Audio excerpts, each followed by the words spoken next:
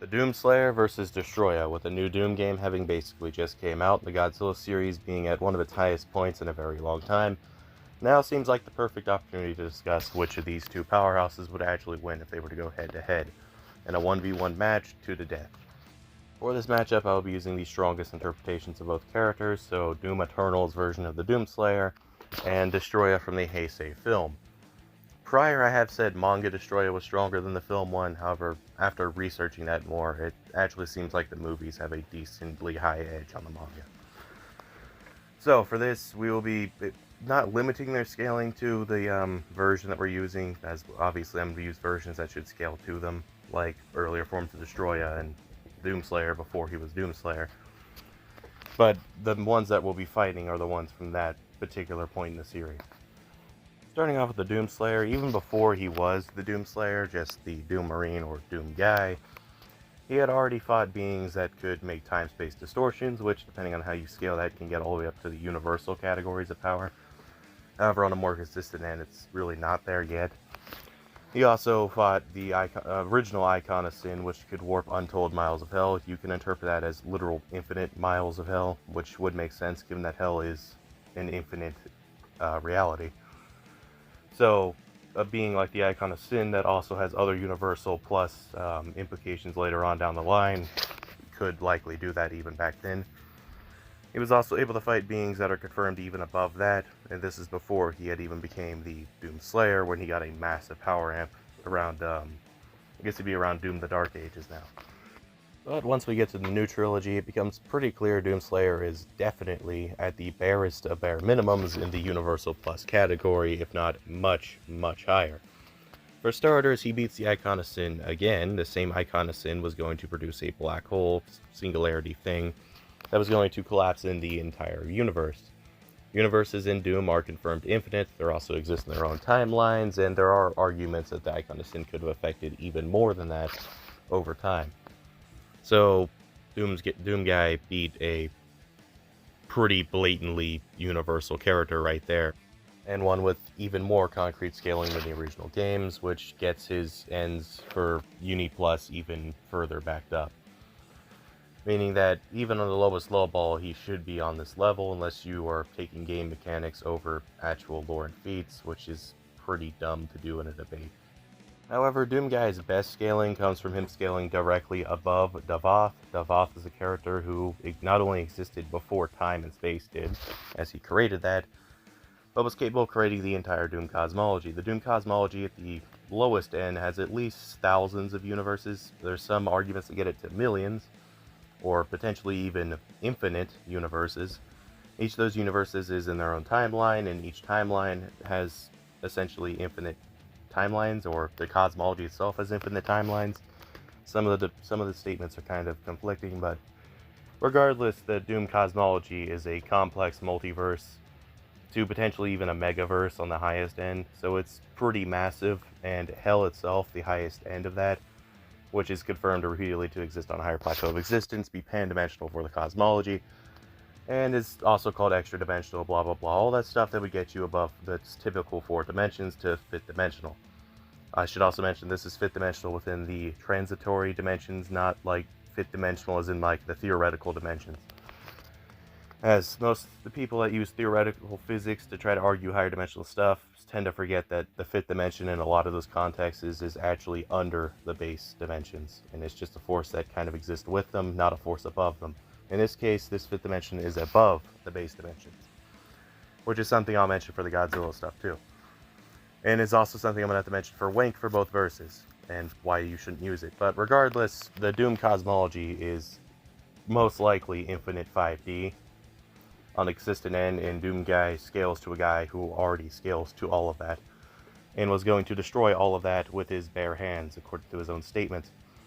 Literally going to unmake it, as he describes it, so completely destroy it. And then probably make another one.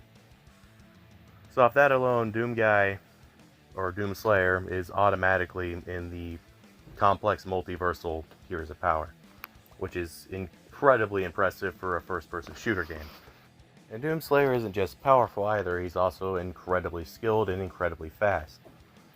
as his speed feats, even in the original games, were already kind of insane. He could dodge lasers, and has done so in comics that are technically canon to the original games as well.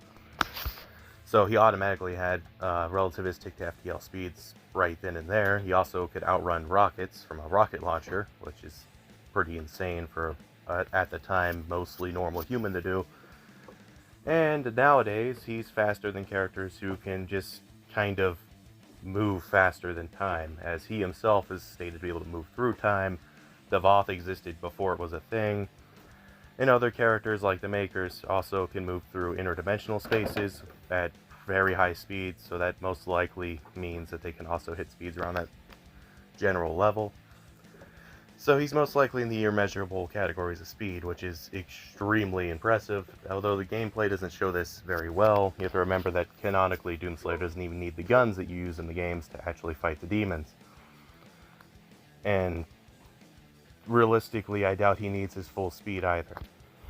He also has some more strange hacks, mostly in how hard he would be to kill. Canonically, he does have extra lives, not just items in game. Like these are canon apparently, and that basically means he could just come back to life after actually dying. If that wasn't enough, he also is considered a constant across the entire cosmology. So if you're fighting with him within the Doom cosmology, it would be extremely hard to actually kill him outright, as you'd have to basically wipe him out of the cosmology entirely when he apparently just exists everywhere in it. Which is strange to think about, but remember, he scales directly to the Voth, who should also be, like, basically omnipotent within the cosmology, not, like, omnipotent to, like, the outerversal levels, as some people argue. But, like, kind of extremely powerful within the cosmology. He's the god of it, and Doomslayer scales to that, so it makes sense to a degree. He also obviously has a pretty absurd arsenal of weapons, ranging from the BFG to the Unmaker to even a super shotgun with a grappling hook that is kind of going to be annoying for a giant kaiju to try to counter. He also has the Crucible Sword, as well as a bunch of other random weapons like plasma rifles and normal guns, well, mostly normal guns, that he canonically imbues with his own strength when using, so they're amped up to his level regardless. So, yeah, he's kind of busted, like, incredibly busted for a first-person shooter character. He's, like, insane. He's, without a shadow of a doubt, probably the strongest character in the entire genre. So, with his more reasonable scaling out of the way, what is some stuff that people might argue that shouldn't really be used? Well, the first thing is the downplays for him. A lot of people say he's weaker than he is because he uses guns. Once again, he canonically imbues his own strength into the guns. He also canonically only uses them because I guess he finds it fun. It's confirmed that he could take down titans with his bare hands, which are stronger than like 99% of the enemies you're going to fight in the games. And him dying in-game is actually confirmed impossible canonically, because in the games it's basically stated that out of infinite possibilities, in every single one he survives and succeeds in what he's supposed to do. So you dying in game is actually canonically impossible, at least in Doom Eternal and Doom 2016. So a lot of the gameplay stuff doesn't really work, because that's basically entirely reliant on taking gameplay over actual feats, which is just kind of horseshit scaling. That's another character that also gets this a lot is Kratos, as well as characters like the Dragonborn.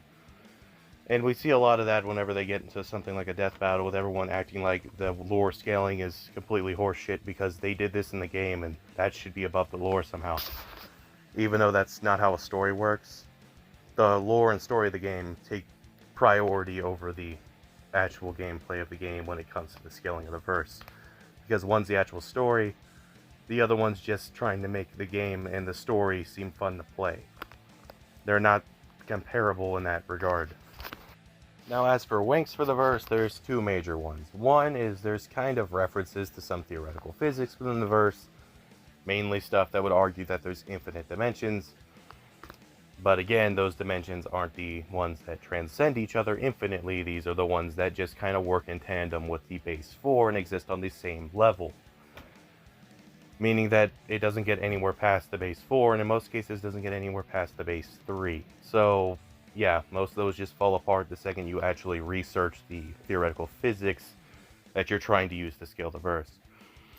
And the other one is there's one statement that says that there's infinite dimensions within the verse. This isn't talking about there being infinite dimensions transcending each other. This is talking about dimensions as in universes, as they use dimensions as a stand-in for universes or realms repeatedly in this main canon of the story. And this exact statement is doing that exactly. That's actually how we know that there's probably infinite dimensions, as in infinite universes in the cosmology. Or at the barest of bare minimums, at least millions. So, yeah, both of those kind of fall apart the second you, actually read into them. So, yeah, no, the Doom series, on a consistent end, is Infinite 5D. You can argue Doomslayer himself to be, Infinite 5D+. Plus. The highest I'd ever put him is 60 if you think he just infinitely transcends Devoth, which doesn't really make sense lore-wise, but sure, just do what you want. So on the low end, he's Infinite 5D. On the highest end, he's, I guess, 60. But most consistently, he's Infinite 5D+. Plus, so probably a little further into Infinite 5D than Devoth. Two other winks that I feel like I should just talk about now, because they're going to pop up in other videos as well as popping up in the Heisei scaling part, is the argument that timeless equals outer, and that transcending time equals outer. Ignoring that the actual definition for outerversal isn't even within the same ballpark, or even continent as that, but this is also assuming that somehow transcending the fourth dimension equals you transcending infinite dimensions to a very high degree, which what sort of mental gymnastics someone had to do to think that is beyond me, but that's not how that works. And not having one of the dimensions doesn't equal you transcending that dimension, it just means you don't have it there.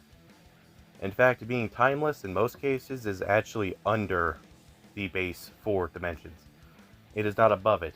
That's why I don't understand why people think that Otherworld in Dragon Ball is somehow outerversal because there's no time there. Taking away something doesn't magically make the other three things turn infinite and then transcend themselves. That's not how that works. I don't understand why that's even a thing that people think. So no, transcending time is, in power scaling terms, 5D. And it's not like the theoretical physics version of 5D. Well, there's several versions of this, but it's not like the main versions of them where it's under the base dimensions. This is fifth dimensional, is in a dimension higher than the base 4. So technically, it's not even the same type of dimension. It's something even higher than the base dimensions. That's what 5D means in most power scaling contexts. Not what you're going to see in theoretical physics papers and stuff. That's a different 5D. They're different things. And both of them technically, to our knowledge, don't exist in real life, but they do exist within fiction. So that's why they're both used in different contexts for different reasons. So you have to actually look into it to make sure you aren't putting one 5D in place of the other one. Regardless, though, no, not having time doesn't magically make you beyond infinite dimensional, or even infinite dimensional. And being above time only makes you 5D. So, no, I don't understand either of these two things. I don't even know where they originated from. I'm assuming the Dragon Ball fandom, because that's where I see it the most at, but I don't know. Now on to Doomslayer's opponent, we have Destoroyah, and before we even get into Destoroyah, we have to talk about pretty much every single character that he upscales, which is a pretty long list. Just like the Doomslayer, Destoroyah is kinda just as strong as he is because he's stronger than everything else. So, starting off with the lowest characters that he upscales, we have Showa Godzilla, who by default is stronger than Zone Fighter, who even, 100 times weaker than he would eventually get, was able to overpower characters who could make fourth dimensional spaces that are not connected to the base timeline or space. Essentially a mini-universe. There's many arguments as to if this actually equals universal or not. However, the bottom line is affecting things on a fourth dimensional level and destroying them or even overpowering them is usually in the universal tiers. Of course, you can argue this is a lot smaller than a universe. It's still a separate space-time, which is still technically a universe. So, it is universal. It's not hyper impressive for universal or anything, but it is universal. More impressive than destroying infinite third-dimensional stuff as you are affecting all four dimensions here and destroying them. So it still is technically Uni Plus, just not as Uni Plus as actually destroying a full infinite fourth-dimensional universe would be. But don't worry, we get there eventually anyway. Ignoring that already characters in the Showa era get tens of thousands of times stronger by the time the era ends, with characters like King Ghidorah already using forces like supergravity, that are already in the fifth dimensional general area of power, as they're stated super and extra dimensional. Both of those on a consistent end would be fourth and fifth dimensional.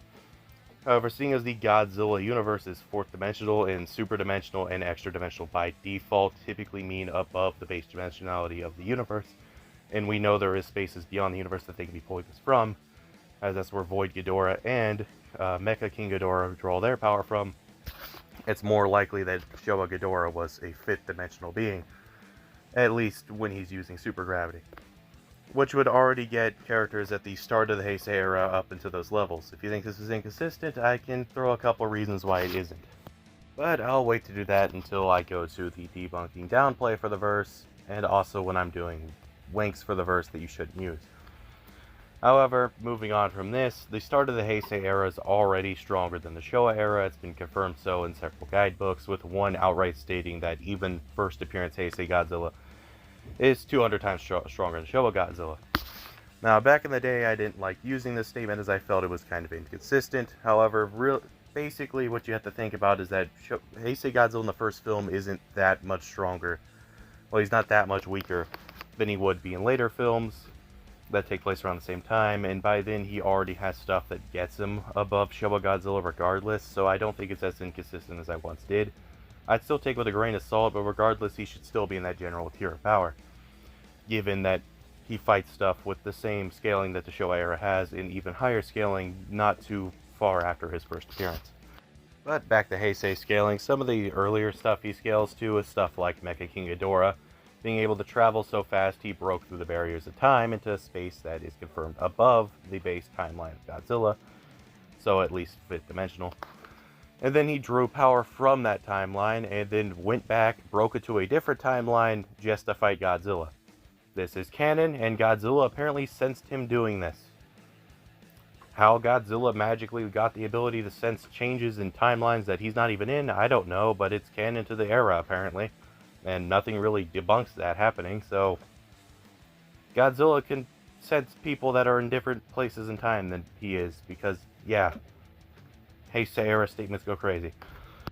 He also massively upscales Batra and Mothra, both of which are reincarnations of super deities that were born from the Godzilla Big Bang, which actually made the entire cosmology of Godzilla, which is a fifth to sixth dimensional construct, as it contains infinite timelines, and each of those timelines also has connections to that fifth dimensional realm, with some of those timelines also having realms that are fifth dimensional themselves, meaning you could argue that realm is all the way into the sixth dimensional categories, ignoring that some characters like Godzilla Ultima and Void Ghidorah, which are within these infinite timelines, have arguments that can get them drastically higher than sixth dimensional as well.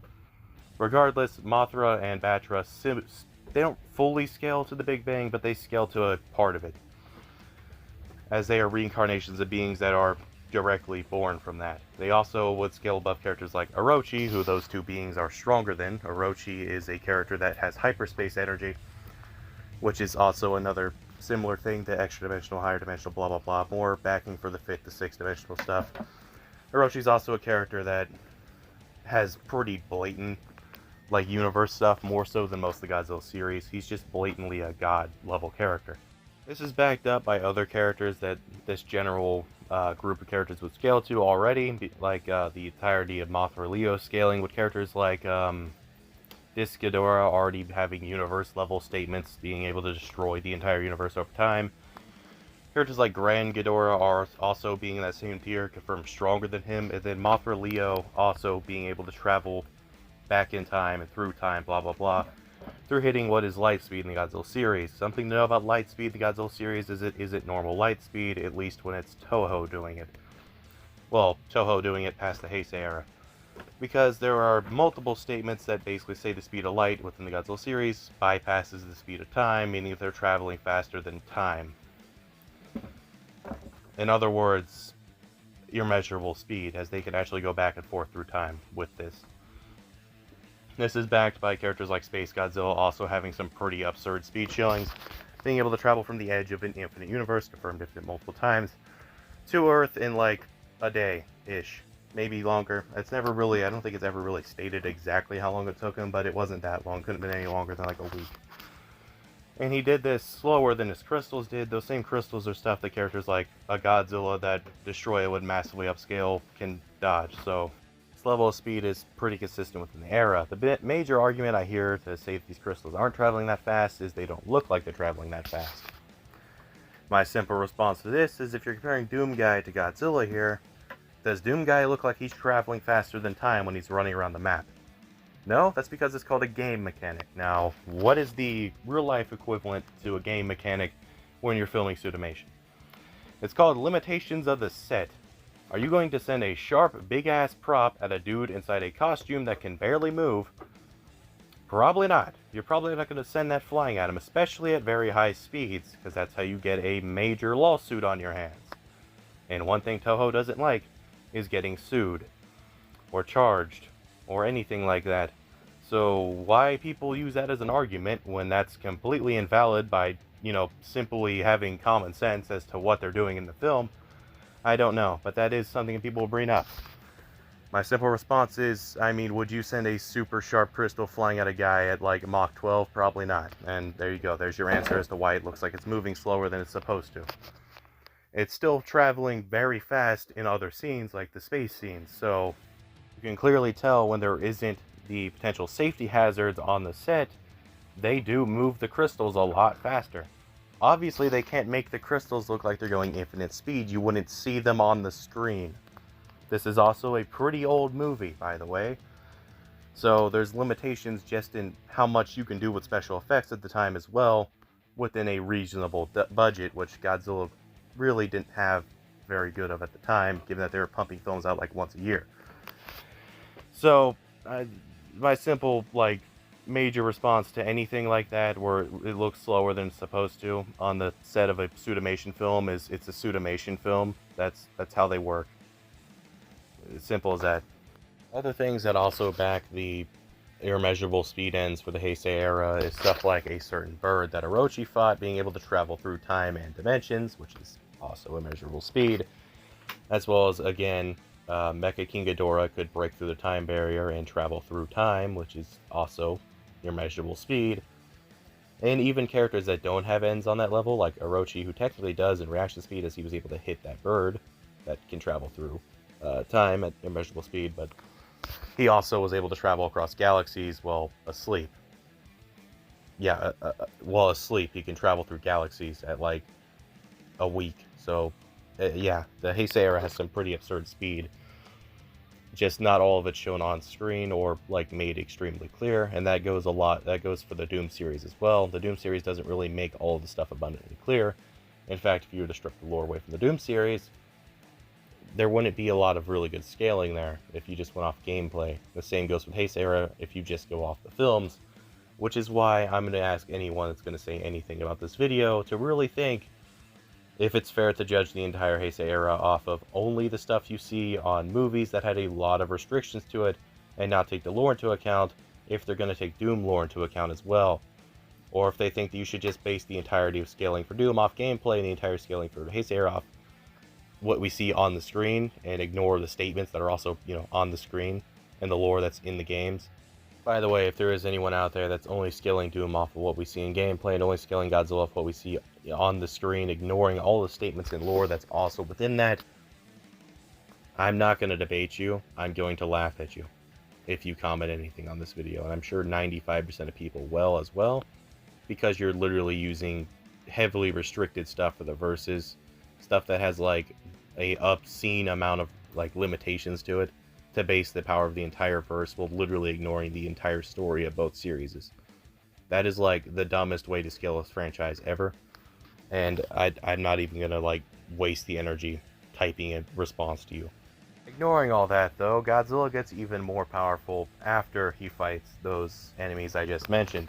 Ignoring that he already upscales characters that pseudo-scale to a 5 to 6 plus dimensional Big Bang, he scales directly to Space Godzilla, who's confirmed to have super gravity beyond even that, with Space Godzilla's lowest ends basically being 6 to 7D off this scaling chain. You can argue that he's only 5D if you lower the scaling for Showa Ghidorah to only 4D, which some people do. In fact, a lot of people do. However, I think with the massive power jumps that we see from the Showa to Heisei era, it's more consistent to argue that characters are already on the fifth dimensional level, especially with how consistent it is with some of the prequel stuff like Orochi and all that. So Space Godzilla would automatically be in the 6 to 70 categories, and Godzilla would just upscale him, and then upscale him even further after he defeats him with the Red Spiral Ray, as he had gotten so much stronger that Space Godzilla's infinite evolution could not catch up to him. Space Godzilla is a character who would have already had to adapt to higher dimensional forces and could close dimensional boundaries, even while just forming. So Godzilla would have literally had to transcend him by an entire dimensionality for Space Godzilla to not be able to at least somewhat catch up. As it's pretty much stated, if Space Godzilla tried to absorb his energy back after Godzilla stole it, he would have just exploded.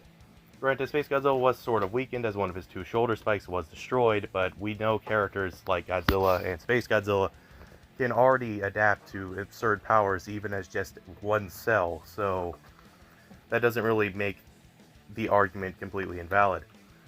So off that alone, Godzilla could already be argued in the 7 to 8 dimensional categories, but more consistently in the 6 to 7 dimensional categories, before he goes and fights Destoroyah, which by then he's gotten even stronger.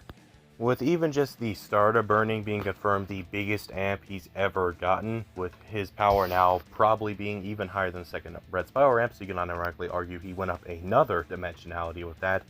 But he also has access to the Infinite Spiral Ray, Infinite Heat Ray, which is pretty much also an upgrade of the second Red Spiral Ray, meaning it should give a similar sized amp, as it is confirmed to boost his power, and it's an evolution of an attack that already amped his power up beyond anything we've seen prior. So you could argue some pretty absurd dimensionality scaling after this. I won't really get into it because there's so many different takes on where to end up, but regardless, even base burning's a powerhouse, and Destoroyah blatantly upscales him by a pretty absurd margin. In fact, throughout most of the fight, Destoroyah was winning. Destoroyah only really lost because Godzilla pushed himself to the point where he was literally just going to pop like a balloon and create a blast that, according to characters in the film that know more about Godzilla than just about anyone else in the series, would have produced more energy than they've seen since time began. More than the Big Bang that created those two super powerful gods I mentioned earlier, that Godzilla is already stronger than. So, yeah, Godzilla would be kind of absurd, and Destoroyah would be even more absurd, only really losing because Godzilla pushed himself to the point where he was literally melting and about to self-destruct. Destoroyah also had to be double-teamed with the military. They had to shoot him with one of his two weaknesses, with Destoroyah being particularly weak to very extreme temperatures, both hot and cold. Godzilla's hitting him with an attack that's confirmed to have infinite heat, and he's getting shot with beams that are almost absolute zero at the same time. His micro-oxygen is very susceptible to stuff like that. The fact he was enduring stuff like that with it literally being two of his different kryptonites is incredibly impressive. So he was fighting a character on his level that was literally using his weakness, and he was still holding his own for almost the entire fight, only losing because he got double teamed and then dropped into a character who was about to kamikaze himself to kill him. So yeah, I think Destoroyah is a lot stronger than a lot of people think he is. Destoroyah isn't lacking in the hacks department either. Characters like Ghidorah can literally come back to life through just fear from humans. Like, actually, that's canon to the series. The only reason he doesn't come back after he dies is because Godzilla has ways of negating that through his own hacks. Destoroyah is also pretty much stated to be able to destroy fate. I don't know how or why or when or where that was even supposed to be a thing for him, but he can do that apparently, according to Toho. Destoroyah also has better evolution and regeneration than Godzilla himself. Godzilla's a character who, though he himself can't come back from a single cell, a version of him can if there's enough energy. Destoroyah, on the other hand, can actually straight up just come back from a single cell.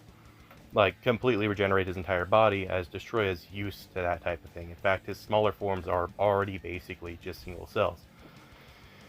So, yeah, Destoroyah has some unbelievable regeneration, and he can also just turn into smaller forms. He can also absorb DNA from the people he's fighting, as well as absorbing energy. His micro-oxygen pretty much negates durability in carbon-based light forms.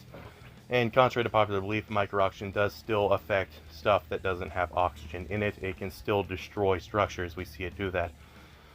And there's even tons of statements that imply that Destoroyah could kill other kaiju that realistically aren't even carbon-based life forms like Godzilla, so they realistically shouldn't be affected by micro-oxygen the same way.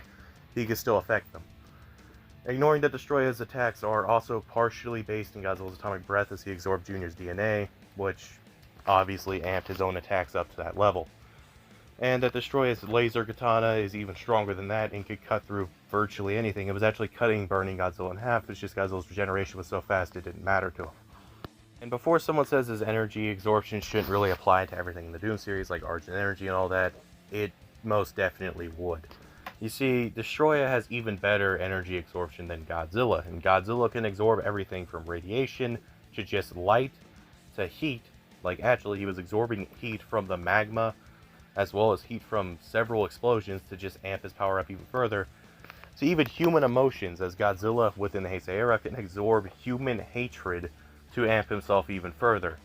And Destoroyah not only shares his DNA, but is even better in the evolution department than Godzilla is. That's why he was able to hang in there with a Godzilla was pushing himself to the limit, while Destoroyah had basically just started his ascent in power. Only losing because, again, he got double teamed with double kryptonite. It'd be like if you put Superman in a room with a massive red sun and then started punching him in the face with gold kryptonite. That's the kind of treatment Destoroyah got here. And he still almost lived. So yeah, Destoroyah is kind of completely insane when it comes to power, and he's also almost immortal. Just like Biollante, Destoroyah can basically come back from the dead, so long as a single cell's left, but also he can come back through human fears, as he is basically the embodiment of destruction. Just like prior characters, like Orochi's an embodiment of evil, Ghidorah is an embodiment of also technically evil, but also like death and destruction and all that.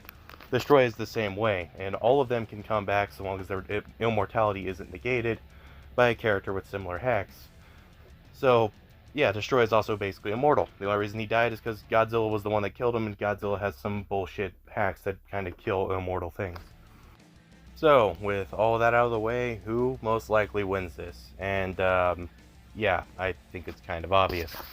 Even taking into account all the insane hacks the Doomslayer has, all the highest possible ends for him that aren't complete wank, he just doesn't really stack up to Destoroyah, and it really comes down to what they scale to. Doomslayer's highest ends is that he scales to Devoth, the guy that created the Infinite 5D to, on some higher ends, arguably maybe 6D cosmology. And the highest ends for Devoth is if you really hype up the cosmology to maybe 6D, assuming it's all contained within one thing, and the cosmology as a whole transcends hell, which it probably doesn't. If you do argue that, Devoth could arguably transcend that even further, which most likely isn't true, as, you know, hell's an extension of him, so it's just scaled directly to him. He shouldn't necessarily be above it. But sure, you can argue 7D off that. And then Doomslayer, if you really want to wank him, you could argue he's higher than that at 8D. Again, don't normally do this. This isn't at all backed up by the lore. It's just something that some people will probably try to pull. This can be pretty easily matched, as Mothra and Batra already scale to the general dimensionality of the Big Bang and the Godzilla cosmology, which again would be 5 to potentially 6D+.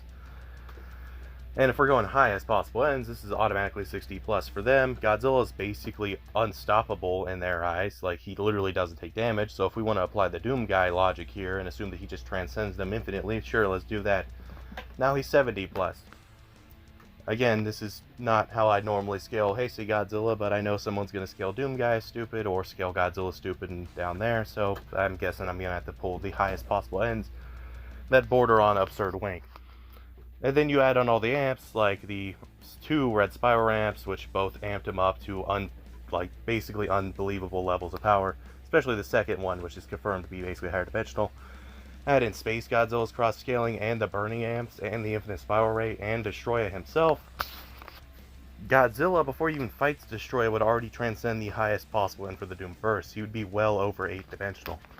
And Destoroyah would already be above that, as he scales to burning at his peak. So, yeah, it doesn't matter how you really slice it, unless you're going to wink Doom and downplay the Heisei era, Destoroyah is going to beat the Doomslayer. Even if it devolves into a hacksaw, Destoroyah is just so durable and unstoppable that even with extra lives, as well as almost complete immortality on Doomslayer's part, eventually Destoroyah is going to kill him or destroy the cosmology outright. That's the only two ways that ends. There's no way for the Doomslayer to actually exploit Destroyer's weaknesses, as he doesn't have the AP to do so, nor the weaponry to do so effectively before Destroyer just one-shots him. And seeing as both not only have infinite stamina, but get stronger the angrier they get, as Destroyer has the same rage amps that Godzilla has, and that Destroyer can draw power from Doomslayer's own rage, as he draws power from the rage of humanity as well. Yeah, I don't see any way the Doomslayer could win against Destroyer. This is made even worse when you realize, though both are technically immortal, both also can kill beings that have their same types of immortality. Doomslayer could kill Devoth, and Destroyer should be comparable to Godzilla, who can kill beings that are also completely immortal normally, like King Ghidorah. There's also characters weaker than Godzilla, like the many gods that he would just upscale within the Heisei prequel stuff, which can kill beings like Orochi, who are also the same type of immortality that Destoroyah and Doomslayer are. So yeah, even their own mortalities barely matter here, as they can just kill each other pretty easily if they had the scaling to do so, which only one of them does. So in conclusion, Destoroyah wins with relatively low difficulty. The Doomslayer and the Doom franchise itself, for a very long time, has basically been undefeated in debates, be it either legitimately outscaling the characters they're up against, or just the fandom refusing to accept that the Doomslayer could actually lose. Yeah, I don't believe in that. So, I'm going to be making videos with the Doomslayer more often on this channel, and some of them he's going to win, but there is going to be fights where the Doomslayer does not win. Because realistically, he is not the strongest guy in fiction like a lot of people in the fandom like to hype him up to be. He's extremely strong, yes, but they're acting like this guy's out here one-shotting comic Superman and kicking Goku through like dimensions and shit. He's not. And the same goes for Destoroyah as well. He's been pretty much undefeated on my channel for a while. I'm gonna have another video with him here relatively soon. Well, a couple. There is gonna be one where he gets his ass handed to him on a silver platter, and it's not gonna be close. Regardless, though, if you enjoyed the video, please consider liking and subscribing, and I'll see you guys in the next one. Bye.